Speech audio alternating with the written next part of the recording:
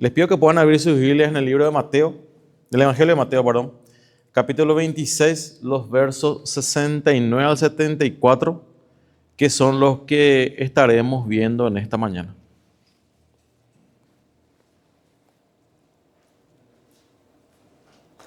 Y arrancamos con una pregunta. ¿Quién no ha fracasado alguna vez en su vida? ¿En algún emprendimiento, en alguna actividad? ¿A quién le costó alguna vez levantarse de un fracaso? ¿Cuesta levantarse de un fracaso? ¿Es posible levantarse de un fracaso? ¿Cuáles son los fracasos en tu vida que te marcaron? ¿Te pudiste levantar de esos fracasos? ¿Tuviste la oportunidad de levantarte de esos fracasos? ¿O esos fracasos seguís todavía cargando la mochila de esos fracasos? Es importante que nos hagamos esta pregunta porque hay una sola forma, mis queridos hermanos, de poder lidiar con el fracaso. Y el fracaso no tiene que ser algo que nos marque. El fracaso no tiene que ser algo que marque nuestro camino. No debería ser eso. Muchas veces nosotros como hijos de Dios, como creyentes, independientemente al tipo de situación o al tipo de problema que pasemos, ya sea un fracaso espiritual o un fracaso en un emprendimiento, de alguna u otra forma nos marca eso. Pero algo que tenemos que saber, mis queridos hermanos, que el fracaso es solamente la frontera para algo mejor que va a venir. Decía un coach que el fracaso es solamente el combustible al éxito. ¿De qué va a depender? De la forma en la que uno encare ese fracaso.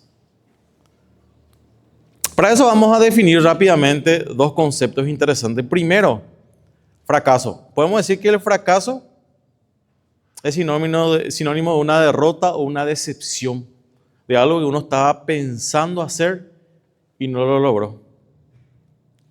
Y el fracasado es aquella persona que no ha logrado los objetivos o las expectativas o estándares personales que uno se puede poner. Pero son dos cosas diferentes. Fracasar y fracasado. ¿Puede un creyente fracasar en la vida espiritual? Sí. ¿Puede ser un creyente fracasado en la vida espiritual? No. Y eso es lo que vamos a ver esta mañana. Y cuán importantes son esas dos palabras, mis queridos hermanos. Fracasar no significa que yo siempre hago las cosas malas. Pero ser un fracasado en la vida espiritual sí puede conllevar a que no estoy haciendo las cosas como deberían de ser. Y eso tenemos que marcar esa diferencia. Cuando el Señor Jesucristo eligió a sus 12 discípulos, muchos dicen eligió 11 ovejas y una cabra, dicen, ¿verdad? O si no, eligió 12 corderitos y un lobo, ¿verdad? ¿Acaso el Señor Jesucristo falló en la elección de los 12? ¿Acaso Él no sabía que uno de ellos le iba a traicionar? ¿Acaso Él se dejó guiar por sus aptitudes, por sus cualidades? Él eligió 12 personas, no por lo que sabían hacer, sino lo que eran capaces de poder hacer en su nombre. Y cuando Él hizo su elección, entre ellos estaba la persona que le iba a traicionar, que todos sabemos que es Judas. Entonces, ¿qué pasó en ese momento? ¿En ese momento actuó el fracaso? No, mis queridos hermanos. En ese momento actuó el propósito. Y eso es lo que queremos ver esta mañana. El propósito de cómo lidiar con el fracaso. Porque a muchas personas, a muchos creyentes, el fracaso le define y le marca de por vida. Y podemos citar algunos ejemplos. No culminar una carrera, no ser un buen padre, no haber formado una buena familia, no tener un cargo, no poder ser un buen maestro, no fracasar no siendo un buen hijo, no siendo un buen colega. Y de acuerdo al camino recorrido, esas cosas nos marcan. Y muchas veces no podemos salir de ahí y nos quedamos. ¿Y qué pasa?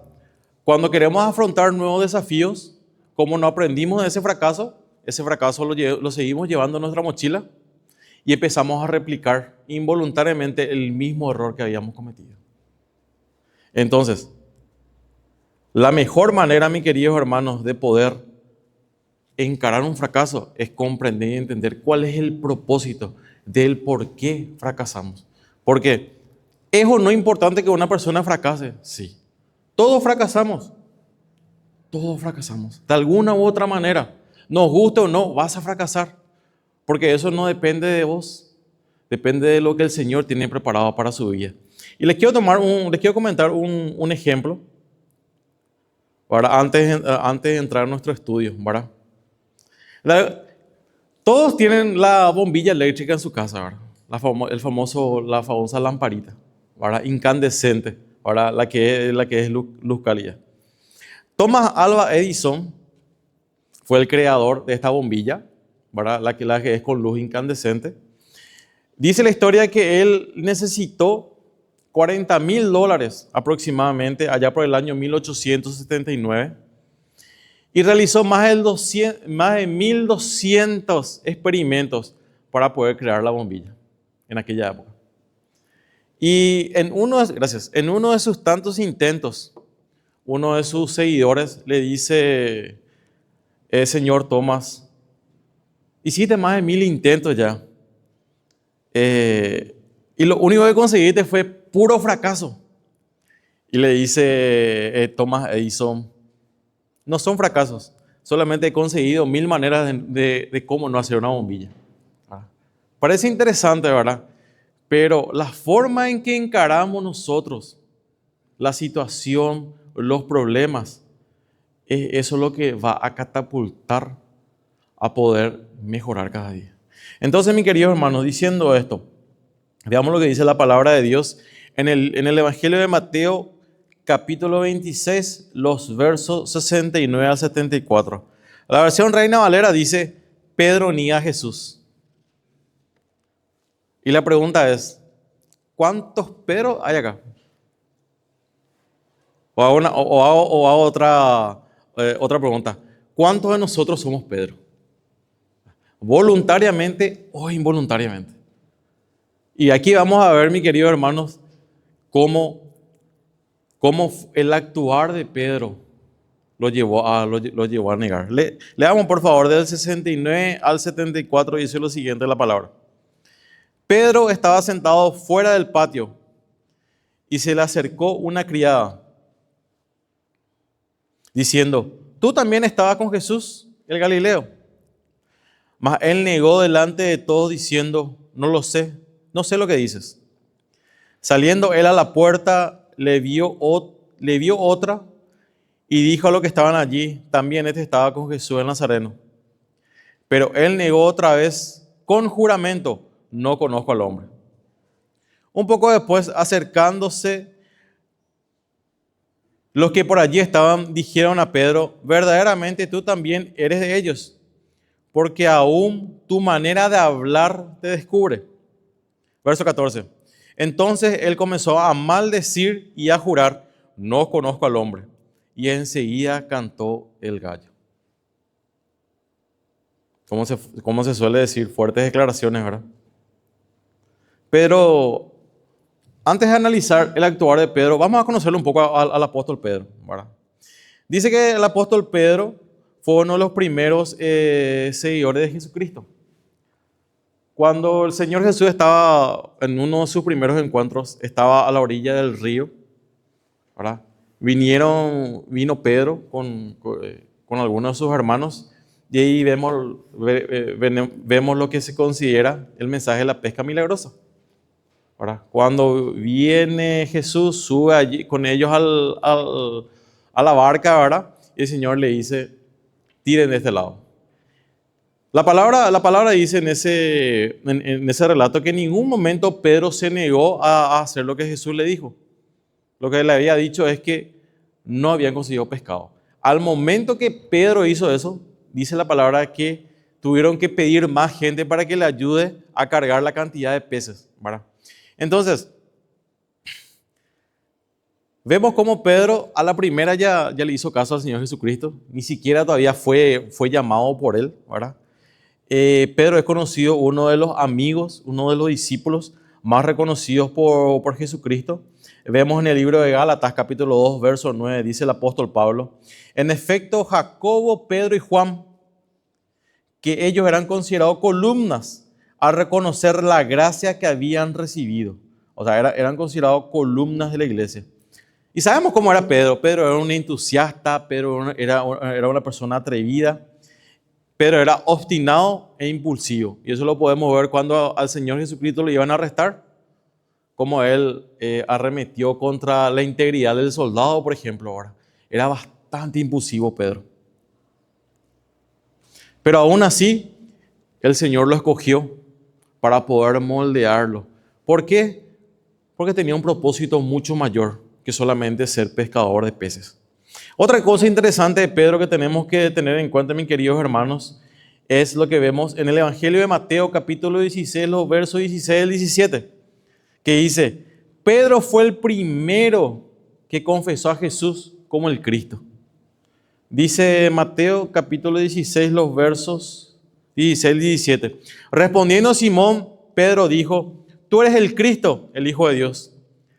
Respondiendo Jesús le dijo: bienaventurado eres Simón, hijo de Jonás, porque no te lo reveló carne ni sangre, sino mi Padre que está en los cielos. ¿Por qué analizamos el currículum de Pedro? O sea, ¿cuál es el objetivo? El objetivo es para que nosotros podamos ver, comprender y entender que Pedro sabía perfectamente quién era Cristo, sabía perfectamente que era su Salvador, ya estuvo caminando con él 3 años, ya vio los prodigios, ya vio los milagros, ya se codeó directamente en devocionales diarios con el Señor. A pesar de que Pedro era una persona obstinada, que era impulsivo, él sabía y tenía la plena convicción de que Jesucristo era el Salvador, y eso lo podemos ver en el libro de Mateo que habíamos visto recién. La pregunta que surge, mi querido hermano, es la siguiente: ¿por qué Pedro le negó a Jesús, siendo que él sabía perfectamente quién era? Si fue el primero que declaró que era el Hijo de Dios. ¿Qué le llevó a Pedro a dudar? ¿Qué le llevó a Pedro a esconderse? ¿Qué le llevó a Pedro a quedarse atónito? Muchas veces a nosotros, mis queridos hermanos, como hijos de Dios, ¿qué es lo que nos lleva a nosotros a negar nuestra fe? Negar nuestra fe, mi querido hermano, no solamente es agarrar y decir: no, yo no soy creyente. Negar nuestra fe, mi querido hermano, es restarle poder al Señor no confiando en Él. Restarle poder al Señor diciendo que Él no va a tener la capacidad de poder solucionar este problema, que Él no va a tener la capacidad de poder salvar mi matrimonio, que Él no va a tener la capacidad de poder sostenerme económicamente, que Él no va a tener la capacidad de poder consolarme. Eso es restarle poder a Dios. ¿Por qué? Porque el ser humano y muchos creyentes somos muy egocentristas. Consideramos y pensamos que nosotros mismos podemos resolver los problemas. ¿Y a quién recurrimos último? A Dios. Última. En vez de que Él sea el primero a quien podamos recurrir. Dice el verso 69. Pedro estaba sentado fuera del patio y se le acercó una criada diciendo: tú también estabas con el Galileo. Pedro estuvo mirando así desde lejos lo que estaba pasando. Nuestro Señor Jesucristo fue arrestado, fue golpeado, fue maniatado, fue humillado. El único que estuvo fue uno de sus discípulos, nomás estuvo cuando Él fue crucificado, porque ellos perfectamente sabían lo que le iba a pasar. Entonces Pedro estuvo ahí camuflado. Hay una música que es de mi época, que habla sobre: yo soy cristiano de la secreta. Ahora, me he visto como camaleón. Ahora, soy cristiano los fines de semana, pero entre semana la gente no me identifica. Entonces, Pedro pensó que iba a pasar desapercibido entre la multitud de gente. Pero directamente fue confrontado Pedro.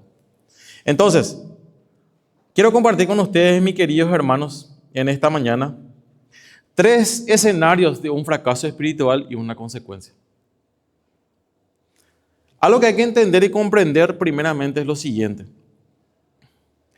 Los fracasos se pueden dar en nuestras actividades diarias, en nuestros sueños, nuestros proyectos y nuestros anhelos. Y muchas veces el Señor permite los fracasos. ¿Para qué? Para que nosotros podamos aprender de ellos y podamos impulsarnos a ser mejores. Pero muchas veces el Señor dice un no, evita un mal menor. ¿Para qué? Para que un mal mayor llegue. Entonces, el fracaso en tus proyectos, en tu día a día, en tus actividades, mi querido hermano, no muchas veces debe medir tu condición espiritual. ¿Por qué? Porque tus proyectos y tus anhelos son algo para mejorar y muchas veces el Señor tiene otros planes y tiene otro propósito para tu vida. Ahora bien, cuando hablamos de fracasos espirituales, mis queridos hermanos, tenemos que ser conscientes de que somos 100% responsables de que seamos llamados fracasados. No sé si se entiende la idea.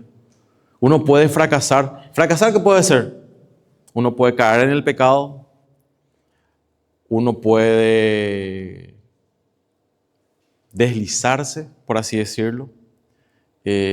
Por más que pecamos todos los días y somos conscientes porque somos seres humanos, pero el Señor presenta ahí su amor para poder levantarnos. Pero caer en un pecado sistemático me va a llevar a ser un fracasado espiritual todo el tiempo. Tres escenarios de un fracaso espiritual y vamos a analizar un poco qué es lo que pasó con el apóstol Pedro. El apóstol Pedro, por más que le conocía a Dios perfectamente, por así decirlo, estuvo con él, declaró que él era el Hijo de Dios, quedó atónito ante lo que le esperaba a él si él declaraba que iba a ser un seguidor o un discípulo suyo. Sabía perfectamente lo que iba a pasar. Vemos en el verso 69, Pedro está sentado fuera en el patio y se le acercó una criada diciendo, tú también estabas con Jesús el Galileo. Encontramos la primera negación, que es la negación por reflejo. ¿Qué pasa muchas veces cuando nosotros nos confrontan y sabemos que lo que nos están diciendo es real? Nosotros nos ponemos firme. No, ¿quién te dijo? No, mentira, demostrame, poneme pruebas. ¿Verdad? La negación por reflejo, mis queridos hermanos, solamente muestra nuestra condición espiritual en ese momento. En el primer error que caemos, en el fracaso espiritual. Una negación por reflejo, mis queridos hermanos, solamente demuestra que no tenemos una confianza plena en Dios. Y acá encontramos en el apóstol Pedro. Quedó tan atónito, personalmente no dimensiono por lo que pasó el Señor Jesucristo, pero Pedro estaba presente y le jugó una mala pasada. Pensó que estaba firme porque les quiero leer, mis queridos hermanos, lo que dice el siguiente pasaje. En Mateo 26:35, nunca se enfriará mi amor por Cristo. Otros pueden irse, pero yo moriré por mi Señor. ¿Qué fue lo primero que hizo Pedro? No, negó. Quedó atónito, anonadado. ¿Por qué? Porque la confianza de Dios no fue su primera opción. Recuerden, estamos viendo tres escenarios de los fracasos por los cuales podemos pasar. Segundo, verso 70. Mas él negó delante de todos diciendo, no sé lo que dices. Verso 71. Saliendo él a la puerta, le vio otra y le dijo a los que estaban allí, también estaba con Jesús el Nazareno. Pero él negó otra vez con juramento, no conozco a este hombre. Segundo escenario, negación por juramento. En la antigüedad y hasta hace unos 30 o 40 años atrás, un apretón de manos era más que suficiente para cerrar un trato. la palabra tenía autoridad. No vamos a decir que la palabra tenía poder, pero sí tenía poder de convencimiento. Algo que hoy en día eso se perdió. Hoy en día, si voy a hacer algún negocio, algún trato con un hermano en Cristo, firmame acá, por favor. Seamos claros. Cuando el cristiano, mis queridos hermanos, es confrontado y su palabra, su testimonio ya no es fiel, empieza de alguna u otra manera involuntariamente a empezar a jurar y a decir, no, ¿vos considerás que yo soy capaz de hacer esto? ¿Considerás que esta situación yo lo haría? Ni por mi madre, ni por mi padre, ni por mis abuelos. El fiel testimonio de una vida recta debería ser la mejor opción. O sea, tu palabra, lo que decís, lo que prometés, lo que estás poniendo sobre la mesa, debería ser la mejor opción. ¿Y qué dice el apóstol Pedro? El apóstol Pedro quedó contra la pared, contra las cuerdas, como se suele decir. Y de alguna u otra manera zafó cuando dijo por juramento, juró. Hoy en día, mis queridos hermanos, si nosotros digo yo juro, nadie te va a creer. Porque tu condición de creyente tiene que reflejar el fiel testimonio de Cristo. Tercero sería la negación por maldición. ¿Quién maldice hoy en día? Difícilmente una persona va a decir, yo te maldigo. O va a pensar, pero si nos acordamos de las situaciones, si nos acordamos de los problemas y de alguna u otra manera, involuntariamente, eso lo hacemos. Leamos por favor el verso 74, 73 y 74 dice, un poco después acercándose, lo que por allí estaban dijeron a Pedro, verdaderamente tú eres de ellos, porque aún tu manera de hablar te descubre. O sea, Pedro no estaba solamente escondido, se estaba relacionando con la gente. Y el seguir a Cristo y el estar tantos años con Él de una u otra manera ya marcó su vida y ya cambió su forma de ser, su forma de hablar. Porque recuerden que Pedro no era nene de escuela, como se dice, ya un carácter impulsivo. Entonces él comenzó a maldecir y a jurar, no conozco al hombre. Hasta ahí, en el verso 64. Y enseguida cantó el gallo. Cuando fracasamos, mis queridos hermanos, en un proyecto, cuando fracasamos en algo que nos proponemos, cuando nos fracasamos en nuestra vida personal, ya sea la familia, ya sea la salud, ya sea la iglesia, el ser humano tiende a ¿qué? Tiende a asumir su responsabilidad y decir, yo fallé en esto. No, tendemos a el dedo acusador, ¿verdad? Y recuerden, cada vez que yo acuso con un dedo, 3 dedos me acusan a mí. El dedo acusador. Y empezamos a juzgar y empezamos a tirar sobre otras personas la culpa y no somos capaces de poder asumir esas responsabilidades.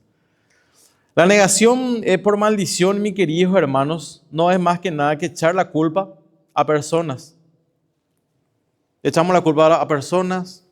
Le echamos la culpa a Satanás. Satanás no tuvo nada que ver ahí, somos nosotros los causantes. Le echamos la culpa a Dios. 3 puntos interesantes que tenemos que tener en cuenta, mis queridos hermanos, del por qué muchas veces fracasamos espiritualmente. Pero ¿a qué nos lleva esto, mis queridos hermanos? Esto nos lleva a que como creyentes, como cristianos, tenemos que tener los pantalones puestos para poder asumir la responsabilidad de que la única manera de afrontar cualquier tipo de fracaso, y escuchen bien, cualquier tipo de fracaso es el reconocimiento de que nosotros fallamos y que la única manera de poder salir de ese pozo es con el Señor. El verso 75 dice, entonces Pedro se acordó de lo que Jesús le había dicho, antes que cante el gallo, me negarás 3 veces. Y saliendo fuera lloró amargamente.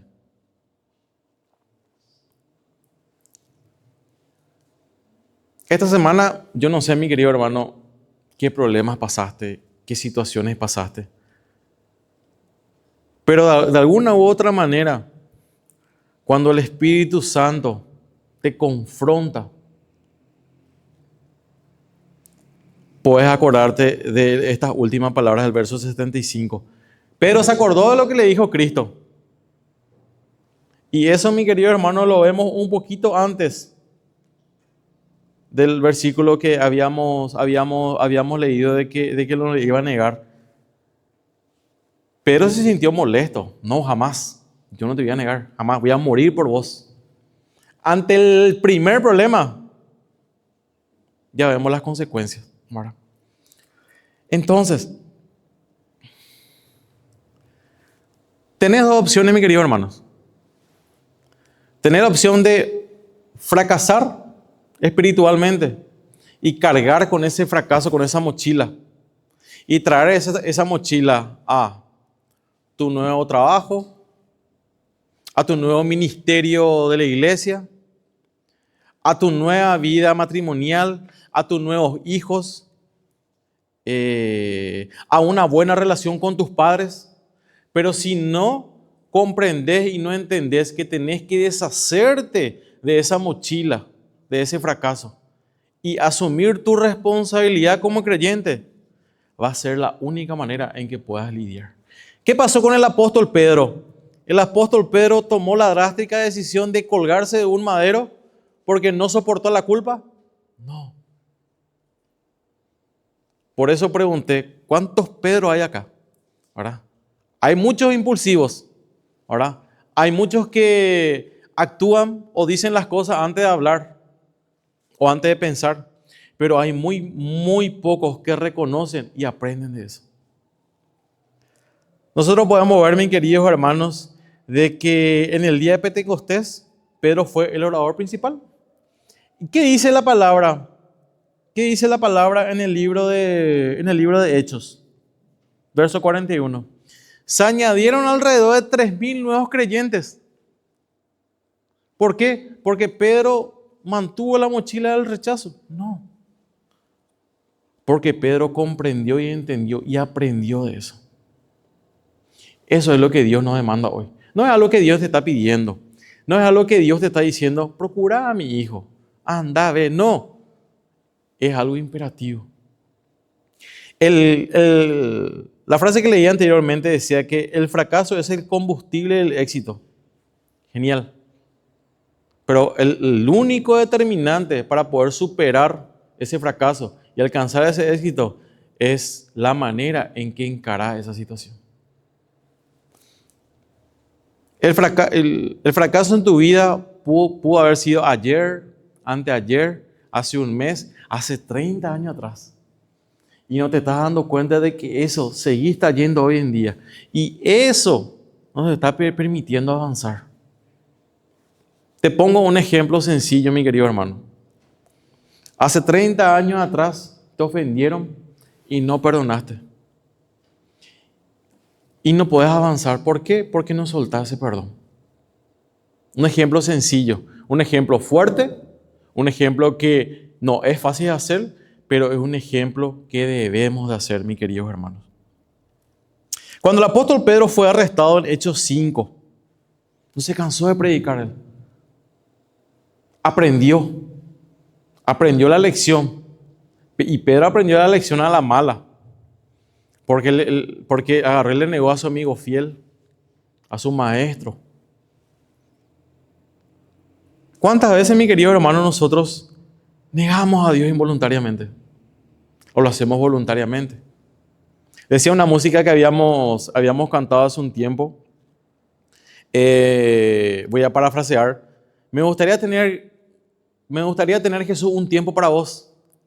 Qué lindo sería. Me gustaría tener 100% de mi tiempo, Jesús, para vos y dedicar un tiempo para hacer las otras cosas. Porque la única manera, mis queridos hermanos, de poder afrontar un fracaso y poder salir exitoso de ese fracaso es aprendiendo de los errores y dependiendo única y exclusivamente de Dios. Por eso decía al inicio que el propósito de que todo fracaso tiene un propósito. Y si hoy en día, mi querido hermano, consideras que tu vida es un fracaso, no es así. El hecho de que hoy estés aquí sentado escuchando la palabra de Dios, el hecho de que estés hoy respirando este oxígeno, no es aire, es oxígeno lo que estás respirando. El hecho de que hoy tengas pan en tu mesa, el hecho de que tengas trabajo, el hecho que sepas que hay salud, eso no es fracaso, mi querido hermano. Y si pasaste por un problema, por una situación y no estás saliendo de ahí, me van a decir, Carlos, tu solución es muy básica. La solución es sencilla, es doblar rodillas y pedirle la dirección al Señor. Y el Señor va a abrir puertas, mis queridos hermanos. Si el Señor abrió puertas para otras personas, ¿cuánto más puertas va a abrir para nosotros? Yo sé que todos conocen, ahora, como dice el profe Nelson, es sabido, la historia de Abraham Lincoln, ¿verdad? Presidente de los Estados Unidos. Está en los billetes, ¿verdad? Pero él pasó aproximadamente 15 fracasos en su vida. Entre negocios, entre que antes de casarse la novia se le murió, estuvo 6 meses en cama, le debió dinero a su amigo por más de 17 años.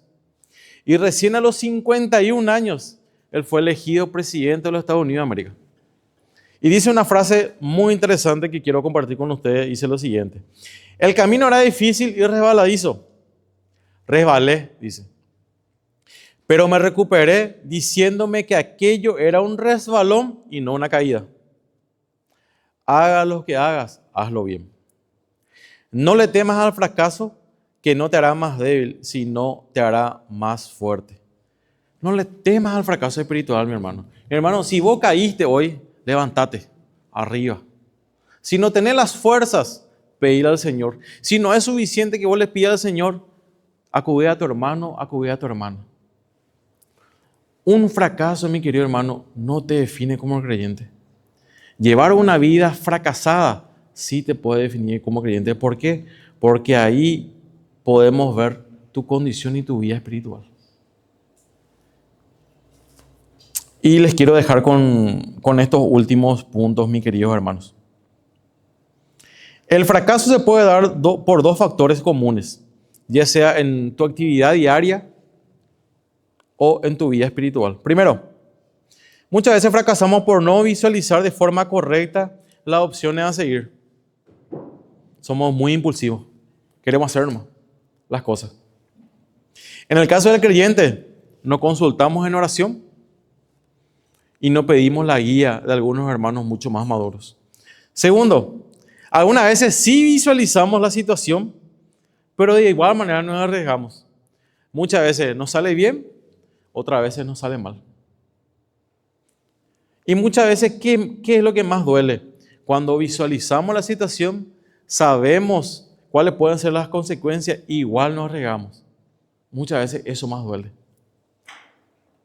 Para el creyente, mis queridos hermanos, ¿el fracaso es el combustible para el éxito? Sí, podría ser de un punto de vista comercial o un punto de vista de proyectos para la vida. Pero poder llegar al éxito sin Dios, lo único que te va a llevar es a fracasar constantemente hasta que te des cuenta de que si no moldeas tu vida a Cristo, no vas a ser exitoso. El apóstol Pedro, y vemos el ejemplo, este fracaso lo catapultó a ser un evangelista, predicador exitoso. Y la pregunta de hoy es, mi querido hermano, con la cual termino. ¿Es tu fracaso lo que determina tu éxito? Primera pregunta. ¿Consideras que el fracaso por el cual pasaste o estás pasando no puede ser cambiado por Dios? Tercera y última pregunta. ¿Acaso Dios no puede sacarte de ese hoyo del fracaso? Pensemos en estas cosas, mi hermano. Pensemos en estos 3 puntos y tomemos el ejemplo del apóstol Pedro. Y recordemos la última parte del verso 75. Pedro se acordó y lloró amargamente.